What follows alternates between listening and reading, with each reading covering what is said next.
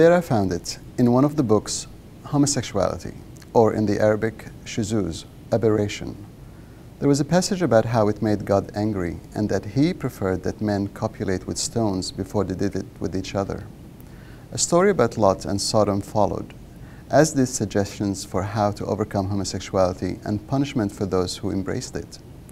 Celibacy, constant prayer, and reading of the Quran constituted remedies, stoning and flogging, deterrents. Not much by way of options for a naive 13-year-old that I was. I tried the prayer and Quran reading combo for a few weeks, part out of fear and part hoping that my older sisters might offer me guidance in sexual matters.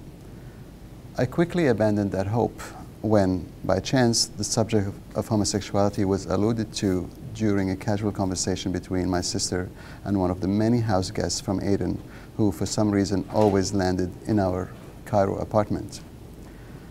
I don't remember the context of that conversation, but it ended with my sister telling her guest that should their mutual friend ever brag about her life or show off in her annoying way, they should remind her that her husband was a scumbag who liked to bugger young boys, the lowest of the low.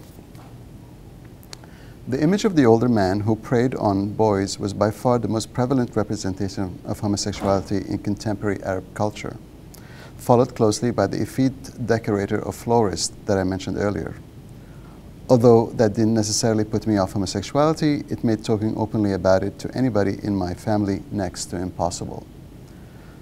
I stuck it out with religion for a few weeks.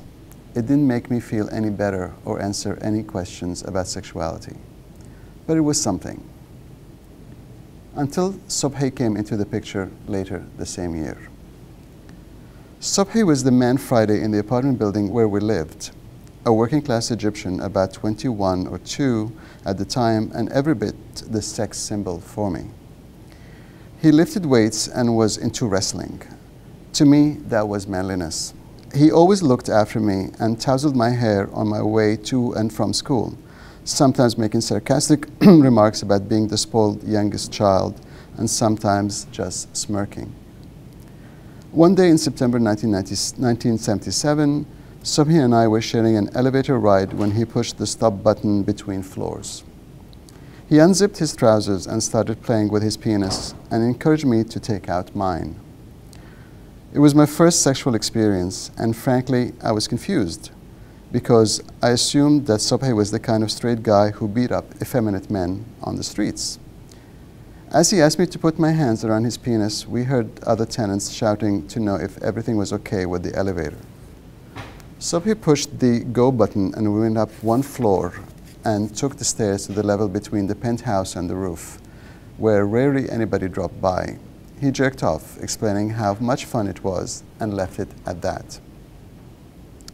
So it turned out that ejaculation was a natural bodily function and masturbation not my own private sin. I wasn't being punished by Allah after all. Everybody does it, Subhi assured me. I never told Subhi this, and I don't even know if he's still alive, but he changed my life in that one afternoon encounter.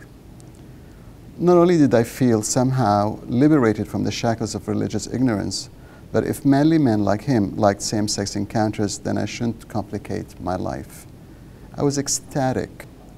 I'd had a sexual encounter that my friends would envy me for if Subhi had been a girl. I still trace the roots of my gay identity in a social and political sense to that day.